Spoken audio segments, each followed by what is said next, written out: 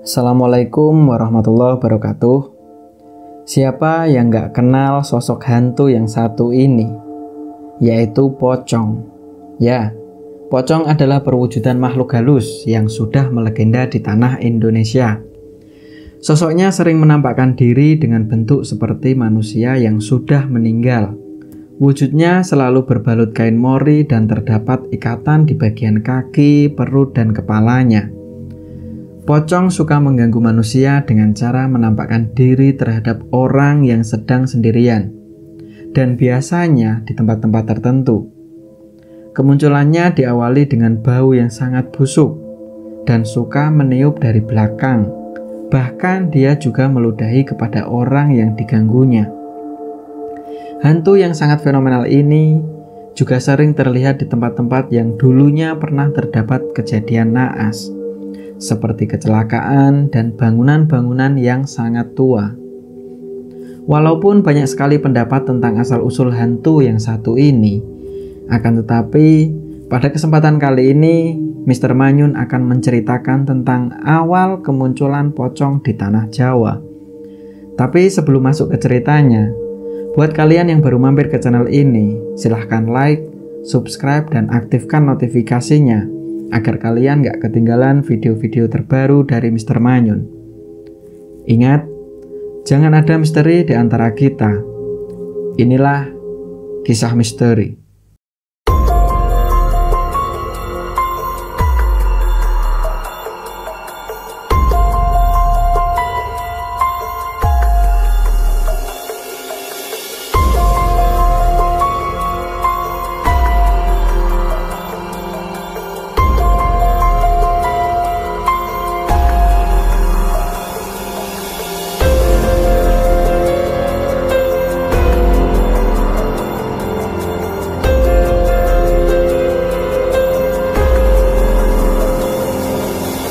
Pada masa itu, ada salah satu daerah yang terdapat desa dengan sebutan Desa Gedang Sari.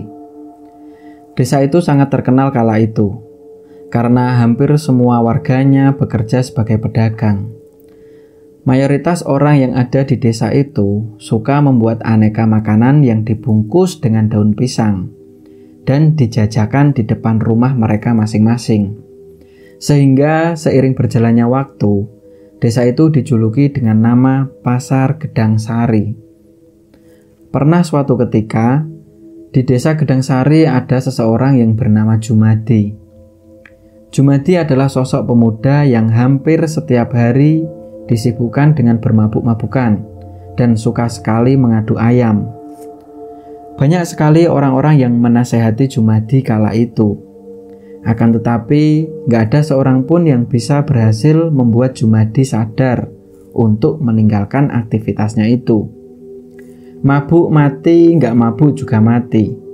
Itulah jawaban Jumadi setiap ada salah satu keluarga yang menasehatinya. Minggu kurang lebih jam 4 sore, terlihat Jumadi dan teman-temannya berkumpul di sudut pasar Gedang Sari. Mereka sedang asik mengadu ayam dan beruntung sekali Jumadi hari itu. Ayam yang dimilikinya selalu menang, sehingga Jumadi banyak uang sore itu. Sambil memegang ayamnya, sembari bilang, "Hahaha, ayam yang sangat pintar, aku kasih nama Heru. Ya, Heru si ayam jantan yang gak terkalahkan." Itulah kata-kata mutiara yang terucap dari mulut Jumadi. Dari hari ke hari, nama Jumadi sangat terkenal ke berbagai daerah, sehingga banyak sekali orang yang ingin membeli Heru, yaitu ayam petarung yang dimiliki Jumadi kala itu. Akan tetapi Jumadi tidak akan pernah menjual si Heru. Walau bagaimana, Heru adalah ladang uang yang bisa membuat Jumadi menjadi kaya. Nggak cuma memiliki pasar, Desa Gedang Sari juga terkenal dengan adanya sabung ayam terbesar kala itu.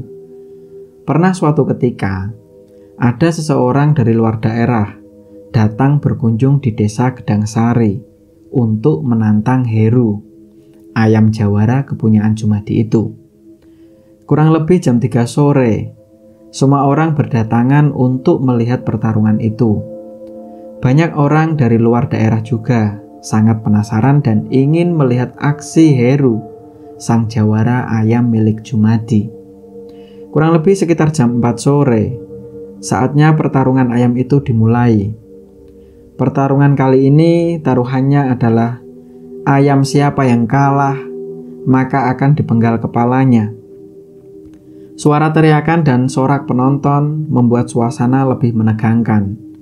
Pertarungan akan dilakukan sebanyak 5 babak. Dan inilah saatnya pertarungan Heru sang jawara melawan Raja Petok sang penantang. Salah seorang wasit yang teriak mengawali babak pertama. Terlihat Jumadi sedang jongkok di sudut kanan dengan mulut komat-kamit sembari membacakan doa. Singkat cerita, pertarungan itu hanya selesai 3 babak saja, dikarenakan Heru sang jawara mengalami kebocoran di bagian kepalanya, sehingga nggak bisa melanjutkan pertarungan itu. Jumadi mengambil Heru dan memutuskan untuk melanjutkan pertarungan itu di lain waktu.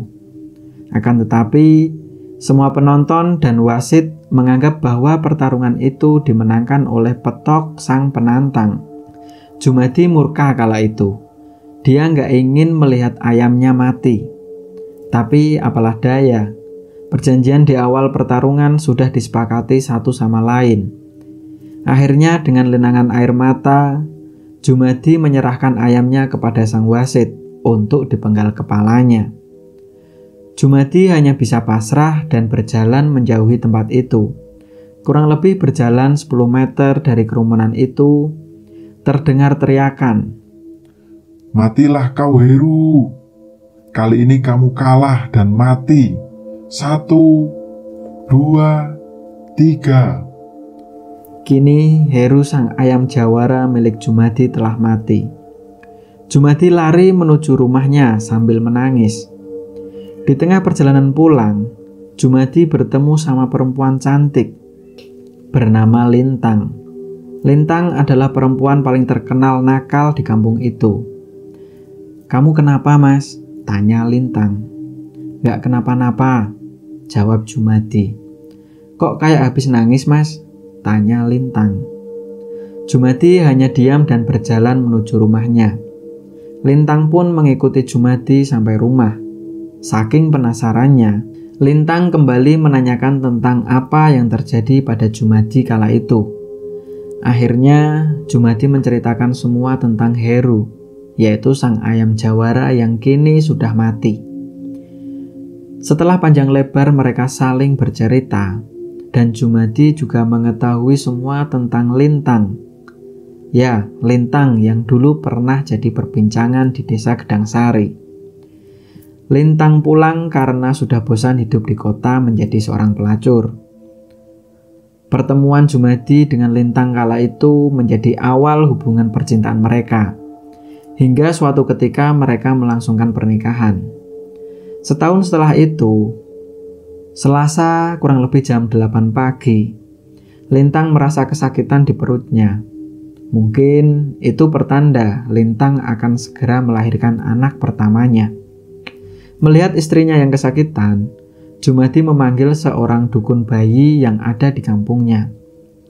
Proses yang sangat panjang. Kegelisahan Jumadi dan suara rintih kesakitan Lintang membuat suasana sangat tegang di rumahnya kala itu. Tepat jam 4 sore, akhirnya keluarlah bayi laki-laki yang sangat tampan. Akan tetapi, gak seperti biasanya. Bayi itu tidak menangis ketika tetangga yang lain sedih melihat bayi yang gak bisa menangis.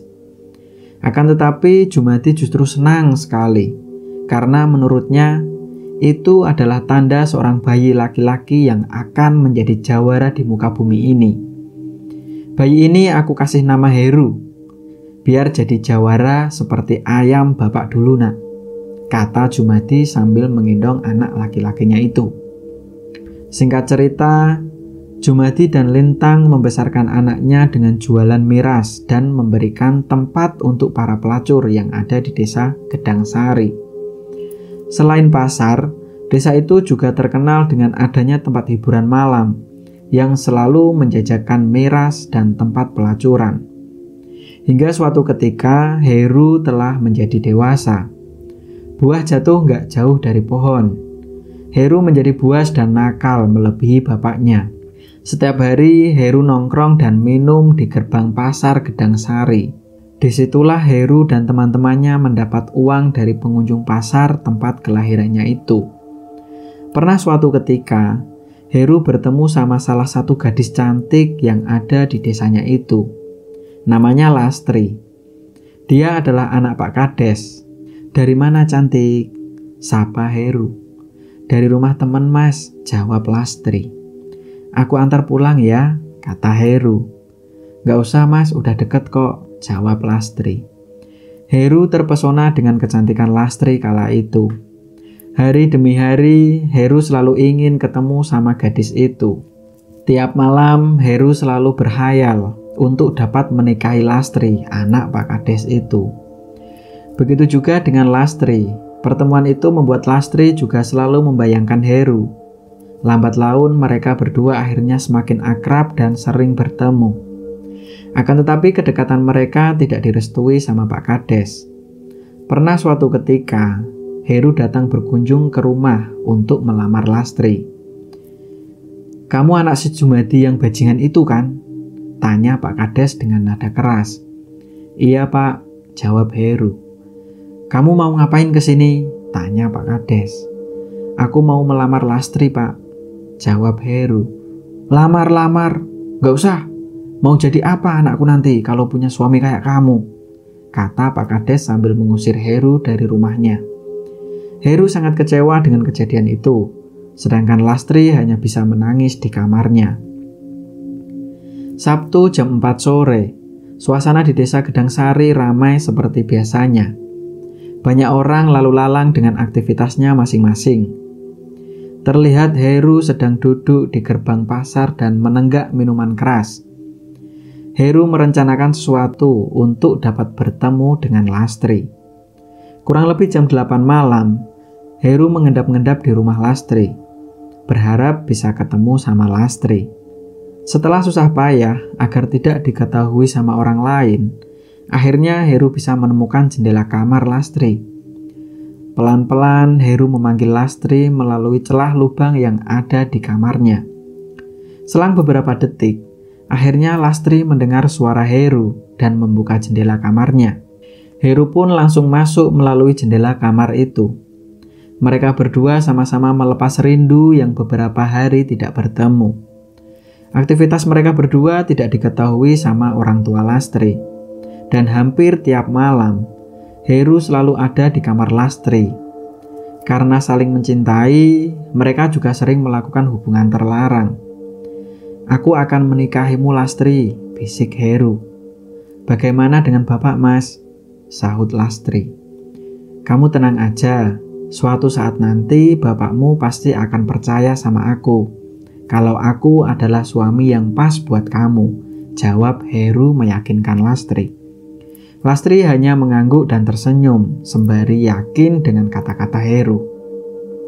Kurang lebih 5 bulan setelah itu, desa Gedang Sari dihebohkan dengan adanya pembunuhan yang dilakukan sekelompok orang terhadap Jumadi dan Lintang, yaitu bapak dan ibunya Heru. Entah karena apa, orang-orang itu datang dari kota yang menganggap bahwa Lintang dulu pernah memiliki hubungan dengan salah seorang dari mereka. Dan Lintang juga memiliki perjanjian hutang piutang yang akhirnya mereka datang untuk membunuh Lintang dan Jumadi. Kejadian itu membuat Heru sangat terpukul. Karena hidup sebatang kara, Heru semakin brutal. Setiap hari bermabuk-mabukan dan selalu membuat kerusuhan di area pasar. Heru menjadi orang yang paling ditakuti kala itu. Setelah 2 bulan kepergian bapak dan ibunya, Heru dikagetkan dengan kehamilan Lastri. Karena ternyata udah 3 bulan Lastri tidak menstruasi. Hal itu membuat Lastri dan Heru kebingungan. Hingga suatu ketika, mereka pergi untuk mencari dukun bayi yang bisa membantu untuk menggugurkan kandungannya itu. Walaupun sebenarnya Lastri tidak menginginkan hal itu, Lastri sangat menyayangi bayi yang dikandungnya. Akan tetapi di sisi lain Lastri juga takut jika hal itu diketahui bapaknya. Dengan terpaksa Lastri dan dengan sangat kecewa menggugurkan kandungan itu.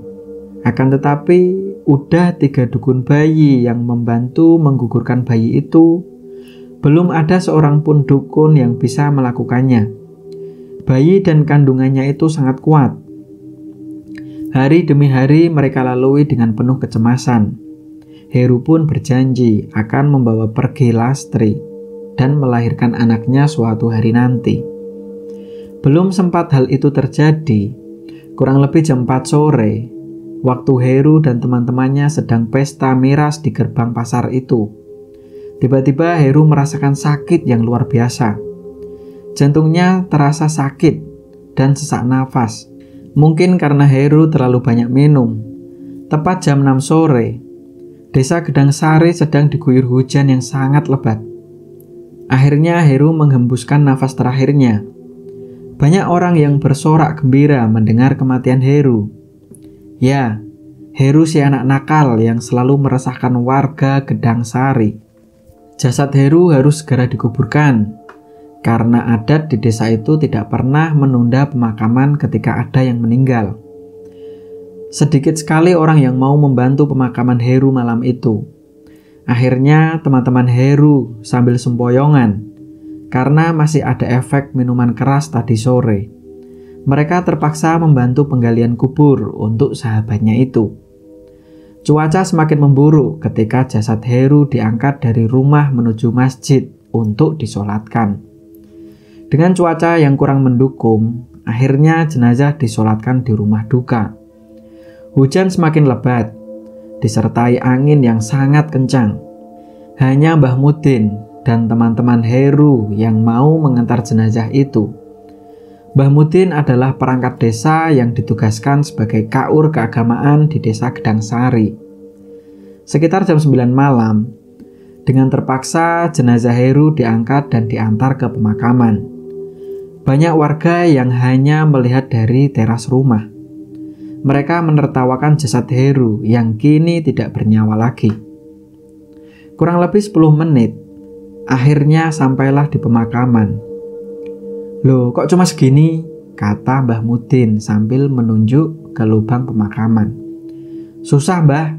Dari tadi tanahnya longsor terus," jawab salah seorang yang membantu penggalian itu. "Ya udah, kalau gitu kita mulai aja pemakamannya," kata Mbah Mudin. Setelah itu dibukalah kain penutup keranda yang sudah basah kuyup itu. Tiba-tiba tercium bau busuk yang keluar dari jasad Heru. Mereka yang ada di pemakaman itu enggan mengangkat jenazah dan berusaha untuk menutup hidung mereka. "Loh, ayo cepat, pemakaman ini harus diselesaikan," kata Mbah Mudin. Akhirnya jenazah diangkat dan dimasukkan ke dalam liang yang udah disediakan itu. Tiba-tiba petir menyambar dan suara bledek terdengar sangat keras. Hal itu membuat semua yang ada di situ merasa ketakutan dan mempercepat pemakaman. Ketika jenazah akan dikumandangkan azan, tiba-tiba petir menyambar-nyambar dan hujan semakin deras, disertai angin yang sangat kencang. Mbah Mudin mulai kewalahan dengan gemeteran dan takut akan tersambar petir. "Ya udah, langsung kubur aja," kata Mbah Mudin sambil mengusap mukanya yang terguyur hujan. Akhirnya dengan gerakan yang cepat, teman-teman Heru mengubur liang itu. Belum sempat tertutup sempurna, tiba-tiba ada petir lagi yang menyambar. Sehingga dengan rasa takut, akhirnya tanah kuburan Heru hanya rata dengan tanah. Kuburannya tidak menggunung seperti pada kuburan baru pada umumnya. Akhirnya mereka semua lari untuk pulang dan meninggalkan kuburan itu. Di tengah perjalanan pulang, Mbah Mudin teringat kalau tali pocong Heru belum dibuka. Tapi ya mau gimana lagi, cuaca sangat tidak mendukung, gumam Mbah Mudin sambil terus berlari. Keesokan harinya, aktivitas orang yang ada di desa Gedangsari berjalan normal seperti biasanya. Banyak sekali omongan tentang sifat Heru selama masih hidup. Sekarang tidak ada lagi yang memalak para pedagang yang ada di pasar itu. Kemaksiatan berkurang setelah kematian Jumadi, Lintang, dan si anak bejat Heru. Akan tetapi teman-teman Heru masih dengan aktivitas yang sama, yaitu minum-minuman di gerbang pasar Gedang Sari. Walau begitu, mereka nggak ada yang membuat gaduh di pasar, seperti si anak bejat Heru. 7 hari setelah kepergian Heru, semua warga mengadakan rutinitas setiap malam Jumat. Dan kebetulan malam itu adalah malam Jumat Kliwon. Mereka berkumpul di salah satu rumah warga untuk acara pengajian yasinan.